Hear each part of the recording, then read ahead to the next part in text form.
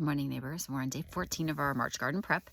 Today it's gorgeous outside here where I'm at. It's going to be kind of not so gorgeous tomorrow. So we're doing some outside stuff. We're going to be working in the greenhouse today. If you want to see our greenhouse and our hydroponics setup, go ahead and click on my channel and you can see all of those videos from last year. And then we're actually kind of redoing it and moving a bunch of things around this year because that's what I do.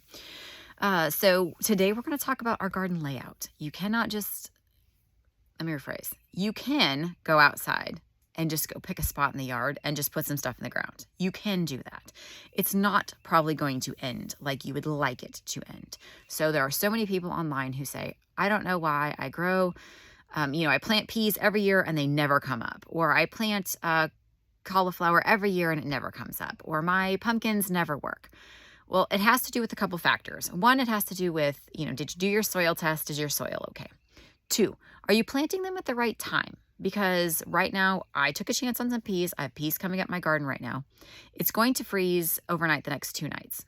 I'm not really worried. Peas are a cold weather crop. It's not a big deal. I also have potatoes in the ground. Those are a little less like the cold weather.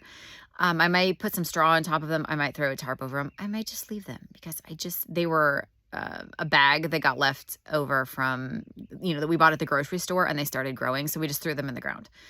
I'm not out really any cost for that. Exactly. What you need to figure out is also the sun. You have plants that really like full sun. You have plants that like partial sun. You have plants that don't like the sun. And if you go and you decide, this tree looks a little bare underneath my tree and I'm going to plant a bunch of things around it, it's not going to work out for you. And then at the end of the season, you're just going to be mad because it didn't work. So you also need to figure out the layout of your garden.